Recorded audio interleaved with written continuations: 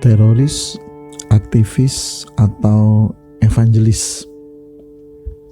Matius 28 ayat 19 sampai dengan 20. Karena itu, pergilah, jadikanlah semua bangsa muridku, dan baptislah mereka dalam nama Bapa dan Anak dan Roh Kudus. Dan ajarlah mereka melakukan segala sesuatu yang telah kuperintahkan kepadamu. Dan ketahuilah, aku menyertai kamu senantiasa sampai kepada akhir zaman. Peristiwa Mei 2018 menyisakan sebuah kisah pilu bagi bangsa Indonesia, khususnya juga bagi warga kota Surabaya. Karena terjadi peristiwa pengeboman gereja oleh pelaku bom bunuh diri yang melibatkan perempuan dan anak-anak di 3 gereja di Surabaya. Setelah melalui proses penyelidikan yang rumit, salah satu pelaku bom bunuh diri tersebut yang adalah seorang pria ternyata terungkap pernah terpapar dalam ajaran-ajaran radikalisme sejak 30 tahun yang lalu saat masih menjadi pelajar SMA di sebuah sekolah negeri favorit di Surabaya. Artinya, apa yang sedang terjadi ini adalah merupakan sebuah proses puncak dari perjalanan pembinaan jangka panjang.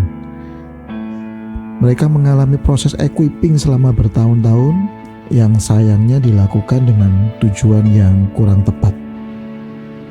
Firman Tuhan hari ini mengingatkan kembali panggilan Allah yang besar bagi kita semua, yaitu panggilan untuk pergi keluar, menjadi pembawa Injil atau berita sukacita kepada dunia, dan melakukan proses pembinaan atau discipleship dengan tujuan menjadikan mereka murid Kristus.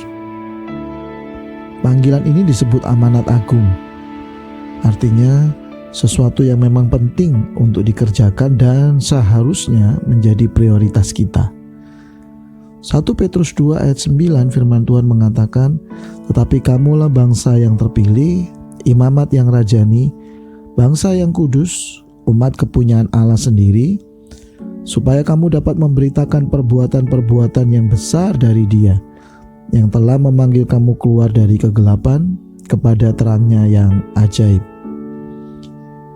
Dalam konteks pribadi, tentunya firman Tuhan ini menjadi panggilan personal bagi kita. Maukah kita menjawab panggilannya untuk menjadi pembawa kabar baik atau evangelion, yaitu karya penebusan dosa manusia oleh Allah melalui peristiwa salib kepada orang lain? Dalam konteks gereja dan pelayanan, pertanyaannya adalah, apakah seluruh proses pembinaan dan pelayanan kita mengarah kepada panggilan amanat agung, atau kita menghabiskan begitu besar dana, daya hanya untuk equipping orang ke arah yang kurang tepat, yaitu hanya menjadi aktivis rohani yang memiliki komitmen yang kuat secara internal alias terbatas di area 4 dinding gereja? Marilah kita kembali kepada tujuan Allah dalam proses equipping yang direncanakan, yaitu mempersiapkan umatnya untuk menjadi alat Allah, untuk menyatakan kasih dan karya penebusan, serta karya pemulihannya kepada dunia.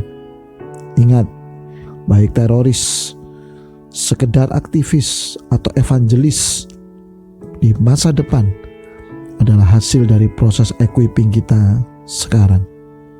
Mana yang kita pilih?